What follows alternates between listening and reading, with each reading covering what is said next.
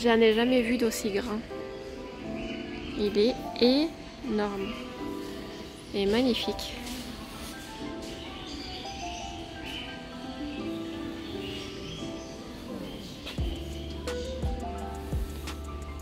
Il est vraiment énorme.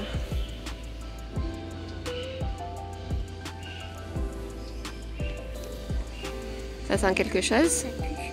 Mais non, ça pue pas, si. Je saurais pas dire. Je ne saurais pas dire.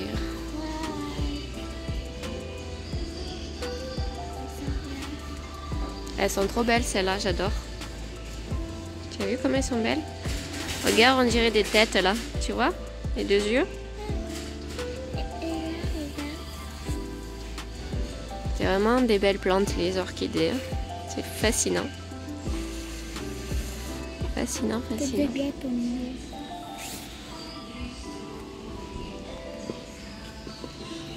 Il y a vraiment de tout là. Ça c'est les mêmes que d'habitude. Hein. Celle-là on n'en a pas d'aloe comme ça. Moi je trouve ça joli. Tu trouves pas?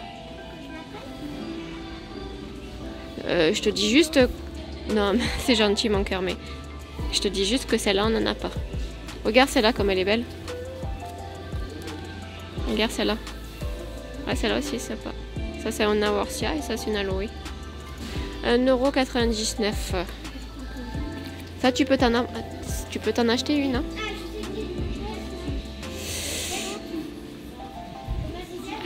Je crois que celui-là il est un peu mal. Il est un peu mal. On peut les sauver, oui c'est sûr. C'est des Echeveria ou Echeveria.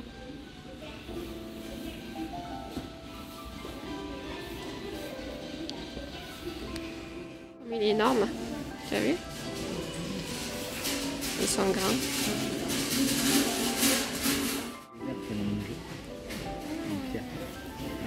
Par contre, ils sont secs hein, pour le prix.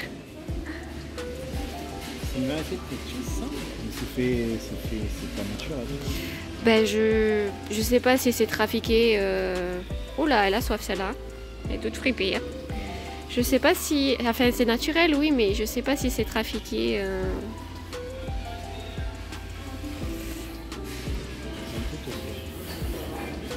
Ouais, elles ont soif. Elle est molle. Elle est molle celle-là? Non, ça va celle-là.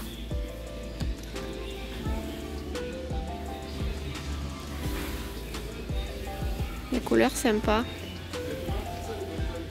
Celle-là aussi elle est sympa.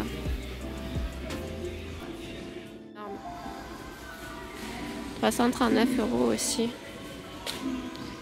Ils ont reçu des plantes énormes. C'est la plante que j'aimerais mettre dans la salle de bain qui a de l'ombre, mais 30 €. Ah, il y en a un petit. Combien il coûte? 13,99 €. Et celui-là, 20 €. Le Raven. Dommage. Je trouve ça encore un peu trop cher pour la gueule du truc. Ça, c'est un Pachira aquatica. Non, non, non, pas celui-là. Pas celui-là. Ça, c'est un beau carnet à pied d'éléphant, je crois. On en a un à la maison, mais comme ça pousse lente. Il est loin d'être comme ça. Et c'est notre chips. Ils sont pas très chers. Hein. Ceux-là, ils sont pas très chers. Ceux-là, j'en reprends pas, mais je veux juste voir le prix par curiosité.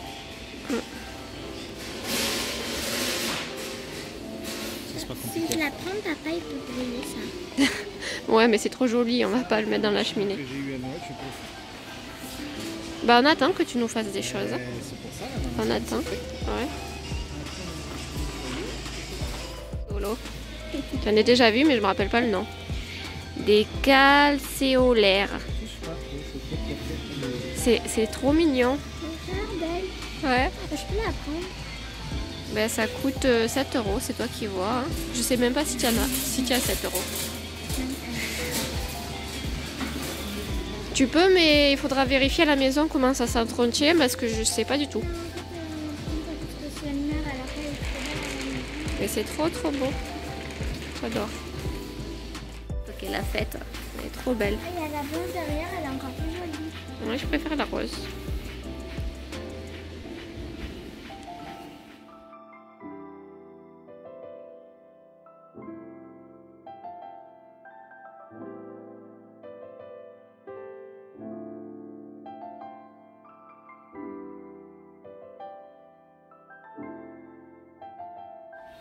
C'est un cheveu. Elles sont trop belles.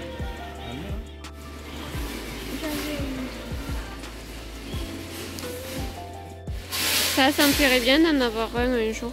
C'est quoi? Ah, c'est le même Bouddha. Ou un citronnier un peu sympathique, quoi, comme le caviar. Non, mais ça se mange en plus, c'est un agrume, ça. Bah oui, c'est un citron.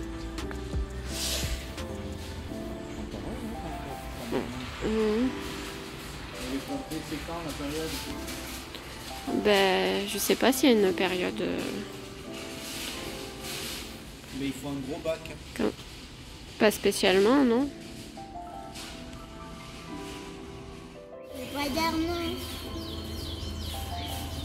Alors, si j'arrivais à faire ça, je serais forte. Hein.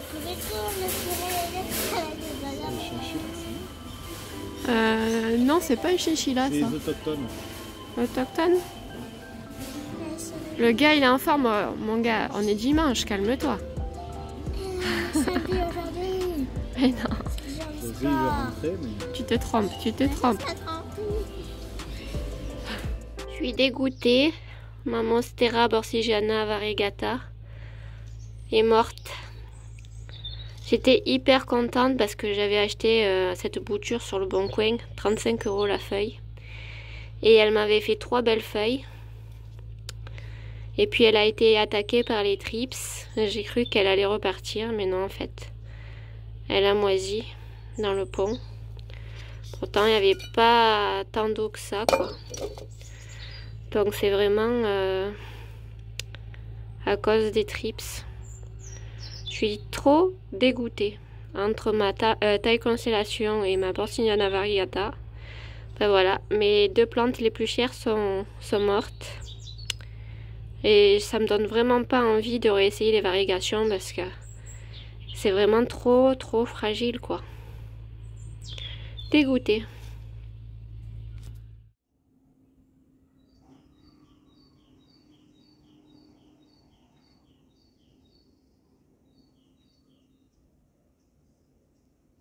Mes hellebores n'ont jamais fait autant de fleurs.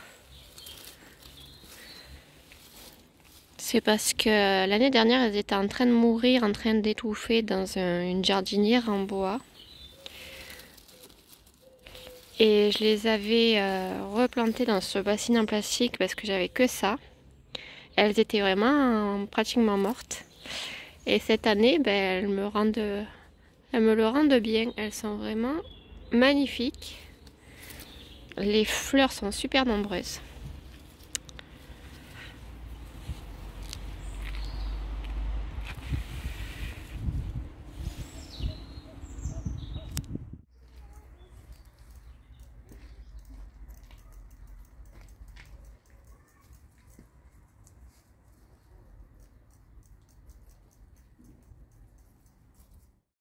J'aimerais couper ma chaîne de cœur. Je trouve que le bout, il ressemble vraiment à rien. Toute petite feuille. Il y a même des endroits qui sont secs. Pourtant, je l'arrose de temps en temps. Et à partir de là, ça va. Voyons voir le dessus, ce que ça donne. Le dessus aussi. Donc je crois que je vais lui faire une petite coupe. Genre ici. Et ça, bah je sais pas. Je le mettrai dans de la terre, voir si ça prend ou pas. Si ça prend pas, tant pis. C'est pas le moment de faire des boutures de toute façon. Je comprends pas pourquoi ça fait aussi moche là. Parce que on est exposé est là et le matin, bon là, il fait brouillard. Brouillard depuis 2 jours. Mais on est exposé plein est Et la chambre est super lumineuse. Donc pourquoi ça me fait des petites queues de rats comme ça? Elle devrait bien faire sa photosynthèse et tout, normalement. C'est pas grave, je vais te couper là. Et garder ça. Et on verra ce qu'on peut en faire. J'ai commencé à rapatrier plein de plantes de ma salle de bain dans ma chambre. Tout simplement parce qu'on va refaire faire les fenêtres dans la salle de bain. Et le monsieur qui vient à chaque fois pour prendre les mesures maltraite mes plantes. Genre il enlève les pots, il le pose sur les côtés et tout. Genre et moi j'étais là la dernière fois, mais il a touché ma plante quoi. Il a touché ma plante, j'étais à 2 doigts de lui sauter dessus. Donc du coup, comme je sais qu'il va revenir, je planque toutes mes plantes dans la chambre. Pour ceux qui sont abonnés depuis longtemps, j'arrête pas de parler de mon potos Marble Queen qui ressemble à rien.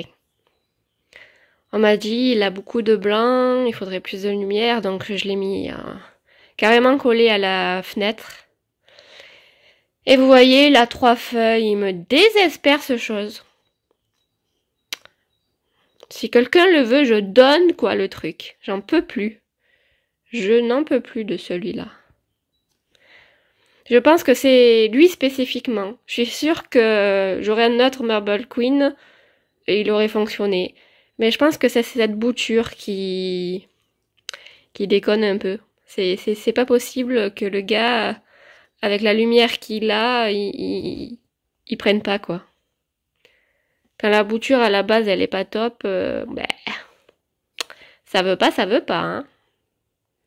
J'ai de réels soucis avec les piléas cet hiver. Ils ont vraiment pas beaucoup de feuilles.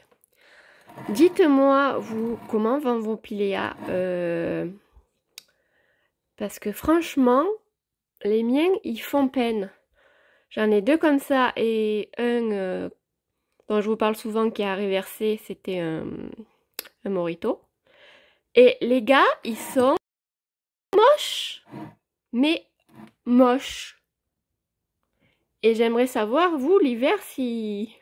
Pourtant, l'année dernière, ils étaient plus beaux que ça, quoi. Je comprends pas ce qu'ils ont eu. Je comprends pas.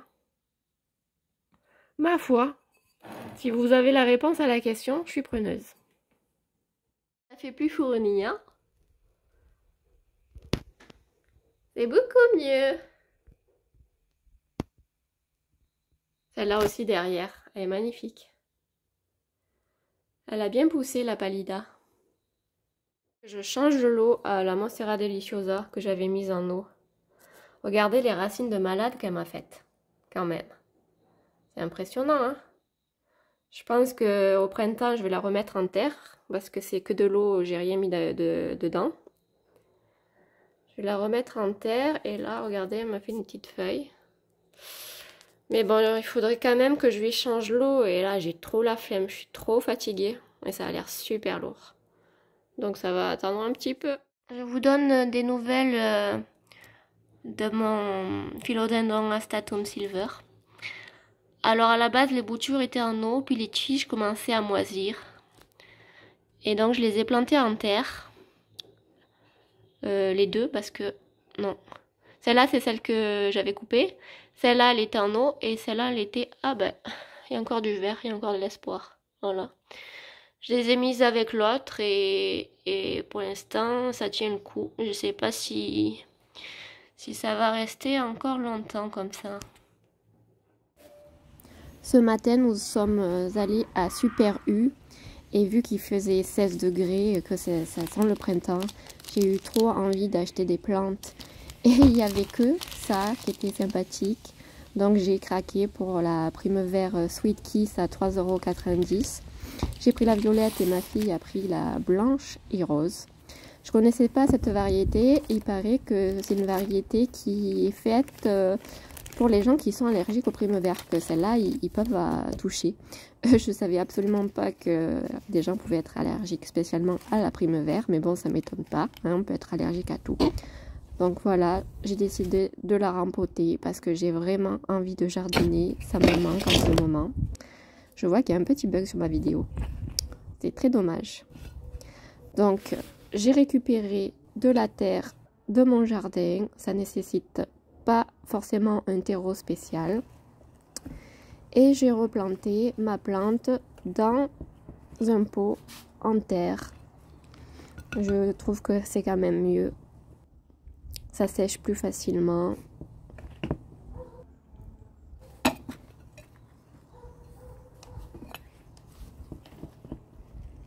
C'est de l'humus que j'ai retrouvé sous mes feuilles mortes. Donc j'ai fait des seaux. Et elle est vraiment superbe cette terre. Donc c'est un peu trop tôt pour les régions du nord. Moi j'ai décidé de la mettre sur mon entrée, enfin dans mon entrée sous ma terrasse qui est couverte. Donc vous pouvez les mettre au bord des fenêtres et dans des endroits protégés parce que c'est pas encore le moment de les laisser en extérieur. Il y a encore des gelées et c'est une plante de printemps et pas d'hiver. Même si ici les températures sont dingues quoi l'après-midi.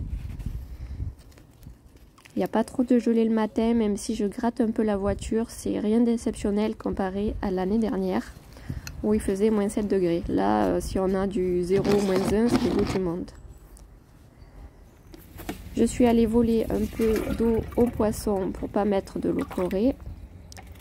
Et j'ai vu qu'il fallait les arroser par les pieds pour éviter les pourrissements. Donc du coup, j'ai pris une petite coupelle et je l'ai remplie d'eau fertilisée par les poissons. Et j'espère que ma fifi va s'occuper de sa plante. Je me suis pas risquée parce qu'après je vais me faire jeter. J'ai enfin trouvé mon Zamioculca pour ma salle de bain. Un petit format. Voilà. Je l'ai trouvé à Truffaut hier à 6,99 €. Et du coup, pour pas me faire avoir, parce que chaque fois on croit qu'on a ce qu'il faut à la maison, mais c'est jamais le cas. Donc cette fois j'ai acheté le petit pot et la petite coupelle qui va avec. Par contre, ce qui me dérange un peu, c'est que ça a l'air d'être que de la fibre de coco. Donc il va falloir que je m'attelle à enlever tout ça, parce que qui dit fibre de coco dit beaucoup de rétention d'eau. Et donc si j'enlève pas tout, la coco va être mouillée et le reste sera sec. Donc il va falloir bien que j'arrive à tout enlever. Et je vais lui mettre du terreau avec de la perlite. J'avais déjà fait une plante fiche, si vous le voulez la voir, c'était dans mes anciennes vidéos, sur le Zamioculca Zamifolia. Ce qu'il faut savoir sur les boutures, c'est que c'est ultra lent. Moi j'ai laissé tomber les boutures. J'avais essayé en tige, trop long. J'avais essayé en feuille, trop long. Le mieux c'est d'en acheter un directement. Voilà. Allez, on s'attelle à ça. Alors déjà on va essayer d'enlever toute la coco. 30 jours sans eau. Bon, c'est une plante qui a des grosses tiges, donc elle stocke pas mal d'eau, donc oui on peut l'arroser peu fréquemment. Et c'est aussi une plante qui supporte bien l'ombre, c'est-à-dire si vous avez une pièce peu lumineuse, elle peut s'adapter. Après, ne poussez pas le bouchon trop loin. Si vous n'avez pas du tout de fenêtre ou de fenestron dans votre pièce, il n'y aura aucune plante qui tient. Mais celle-ci, elle peut s'adapter si vous avez peu de lumière, genre dans un couloir, dans une pièce peu éclairée. Alors, déjà, il y a les racines qui sortent dessous. J'aurais pu attendre le printemps pour le faire. Mais bon, je profite du beau soleil. Ils annonçaient la pluie en fin de semaine, donc faut profiter un petit peu du soleil. C'est vrai que j'aurais pu attendre le printemps. Si votre plante n'est pas en souffrance, attendez plutôt le printemps pour la rempoter. Ah. Essaye de pas trop casser les racines pour enlever la coco. Ce qui n'est pas évident, n'est-ce pas?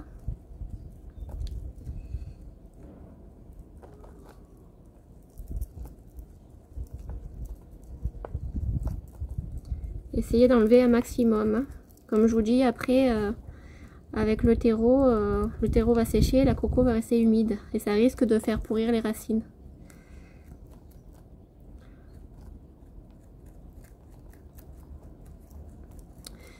C'est très récurrent de trouver des boutures dans la coco, la fibre de coco, parce que ça prend facilement dans la fibre de coco, donc du coup pour les horticulteurs c'est plus simple, mais à l'achat, ben après il faut arriver à tout enlever ou à le mélanger avec une autre terre. Vous pouvez la réutiliser, mélanger. Vérifiez toujours quand vous achetez votre plante qu'elle n'est pas infestée par des nuisibles. À la limite, vous pouvez la laisser en quarantaine. Chose qu'on ne fait jamais, qu'on ne pense jamais à faire. Mais oui, vous pouvez la laisser en quarantaine au cas où vous rapportez des nuisibles de la jardinerie.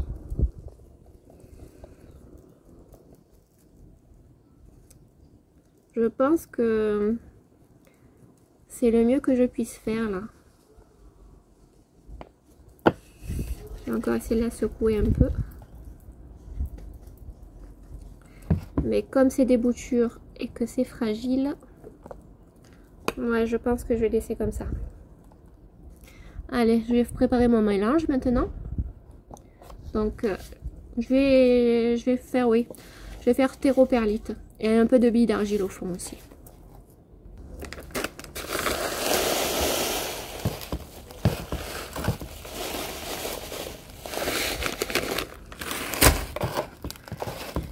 Voilà, ça c'est prêt.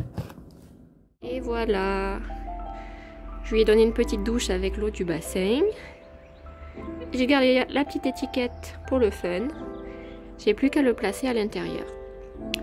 Sur ce, je vous dis portez-vous bien et à bientôt pour la prochaine vidéo. Ciao ciao.